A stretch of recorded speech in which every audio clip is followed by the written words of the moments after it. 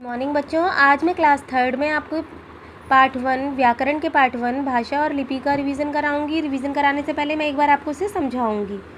तो यहाँ आप देख सकते हैं, अध्यापिका ने बच्चों को भाषा के विषय में समझाया। बच्चों ने ध्यान से सुना और समझा। अध्यापिका ने प्रश्नों का उत्तर लिखने के लिए कहा। बच्चों ने उत्तर लिखे और याद किए।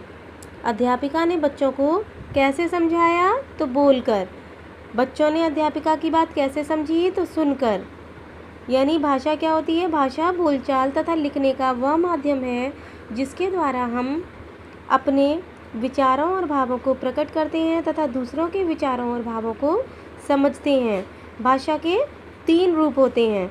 नंबर 1 मौखिक भाषा, नंबर 2 लिखित भाषा और नंबर 3 सांकेतिक भाषा। मौखिक भाषा क्या होती है कि हम जो कुछ बोलते या सुनते हैं उसे हम मौखिक भाषा कहते हैं, और ये भाषा का प्रारंभिक रूप होता है क्योंकि सबसे पहले हम बोलना ही सीखते हैं, यानी इसी भाषा को हम सबसे पहले सीखते हैं। दूसरा है लिखित भाषा।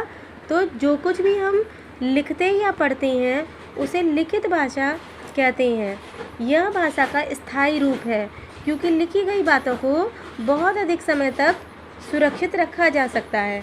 तीसरा रूप होता है सांकेतिक भाषा। जब हम अपने मन के भावों और विचारों को संकेतों के द्वारा प्रकट करते हैं तो उसे हम सांकेतिक भाषा कहते हैं। अब लिपि किसे कहते हैं? तो भाषा को लिखने के लिए जो विशेष संकेत या चिन्ह निश्चित किए जाते हैं उनके व्यवस्थित रूप को लिपि कहते हैं। संसार में अनेक भाषाएं प्रचलित हैं जो प्रायः भिन्न भिन्न लिपियों में लिखी जाती हैं। जैसे हिंदी की लिपि है हिंदी, और संस्कृत भाषा की लिपि देवनागरी है। उर्दू की फ़ारसी, अंग्रेजी की रोमन और पंजाबी की गुरुमुखी है। सभी लिपियों के चिन्ह अलग अलग होते हैं। भारत में अनेक भाषाएं बोली और समझी जाती हैं। हिंदी हमारे देश की राष्ट्रभाषा है। क्यों है? क्योंकि भारत के अधिकांश हिस्से में हिंदी में ही अपने विचार प्रकट किए जाते हैं। भारत एक विशाल देश है। इसके भिन्न भिन्न भागों में अनेक भाषाएं बोली जाती हैं। भारत में अंग्रेजी और उर्दू का भी खूब प्रयोग किया जाता है। क्योंकि यहाँ पर हिंदी सबसे ज़्यादा बोली जाती है, इसीलिए हमारे यहाँ की राष्ट्रभाषा हिंदी है। यहाँ पर कुछ भाषाएं दी गई हैं और कुछ राज्य दिए गए हैं, यानी जिस राज्य में जो भाषा बोली जाती है यहाँ पर आमने सामने दी है। जैसे हिंदी भाषा कौन कौन से राज्यों में बोली जाती है? तो आप देख सकते हैं हरियाणा, उत्तर प्रदेश, राजस्थान, बिहार, मध्य प्रदेश, छत्तीसगढ़, झारखंड आदि। पंजाबी भाषा पंजाब में बोली जाती है। बांग्ला भाषा पश्चिम बंगाल में, तेलुगु भाषा आंध्र प्रदेश में, गुजराती भाषा गुजरात में, तमिल भाषा तमिलनाडु में, मराठी महाराष्ट्र में, कन्नड़ भाषा कर्नाटक में, मलयालम केरल में, उड़िया भाषा उड़ीसा में, कोंकणी गोवा में, कश्मीरी भाषा कश्मीर में। इसके बाद हम देखेंगे व्याकरण किसे कहते हैं। तो देखिए, जिस प्रकार सड़क पर चलने के कुछ नियम होते हैं उसी तरह, और अगर हम उन नियमों का पालन ना करें तो क्या होगा? एक्सीडेंट हो जाएगा, यानी दुर्घटना हो जाएगी। वैसे ही भाषा को सही ढंग से लिखने और बोलने के लिए भी कुछ नियमों का पालन करना ज़रूरी होता है, नहीं तो अर्थ का अनर्थ हो जाएगा, यानी कुछ और ही अर्थ हो जाएगा। भाषा को सही नियमों का ज्ञान कराने वाली विधा को ही व्याकरण कहते हैं, यानी सही शुद्ध रूप से। देखिए, व्याकरण वह माध्यम है जिसकी सहायता से हम भाषा को शुद्ध रूप से पढ़ना, लिखना व बोलना सीखते हैं। उसके बाद है भाषा के प्रकार, यानी भाषा कितने प्रकार की होती है? व्याकरण के प्रकार। तो व्याकरण के कितने प्रकार हैं? तो व्याकरण के 3 प्रकार हैं। यानी जो शुद्ध व्याकरण होता है, सबसे पहले वर्णों का ज्ञान जरूरी है, तो वर्ण विचार, इसके अंतर्गत वर्णों संबंधी जानकारी। फिर उसके बाद वर्णों से मिलकर बनते हैं शब्द, तो शब्द विचार है दूसरा इसका भेद, और तीसरा है वाक्य। शब्दों से मिलकर क्या बनते हैं? वाक्य, और फिर बनती है भाषा आपकी।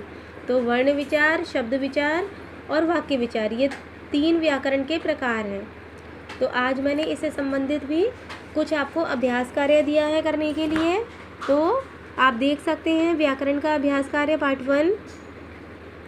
सबसे पहले रिक्त स्थान भरने हैं। भाषा का प्रारंभिक रूप डैश भाषा है। कौन सी भाषा है? बताया था ना मैंने, मौखिक भाषा, अभी हमने समझा था। भारत के अधिकांश राज्यों में कौन सी भाषा बोली जाती है? तो हिंदी। डैश गई बातों को अधिक समय तक सुरक्षित रखा जा सकता है, यानी लिखी गई बातों को संस्कृत भाषा कौन सी लिपि में लिखी जाती है? तो अभी बताया था हिंदी और संस्कृत दोनों की लिपि देवनागरी होती है, यानी हिंदी और संस्कृत दोनों भाषाएं देवनागरी लिपि में लिखी जाती हैं। व्याकरण के 3 प्रकार हैं, अभी हमने पढ़ा था ना, 3 प्रकार हैं, वर्ण विचार, शब्द विचार और वाक्य विचार। फिर देखिए यहाँ पर भाषाएं दी गई हैं और उनके सामने उनकी लिपियाँ लिखनी है। जैसे उर्दू की लिपि है फारसी, अंग्रेजी की रोमन, पंजाबी की गुरुमुखी, हिंदी की देवनागरी और संस्कृत की भी देवनागरी।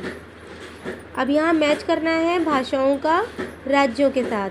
तो उड़िया उड़ीसा में बोली जाती है, तमिल भाषा तमिलनाडु में, मराठी महाराष्ट्र में, बांग्ला पश्चिम बंगाल में और मलयालम केरल में बोली जाती है।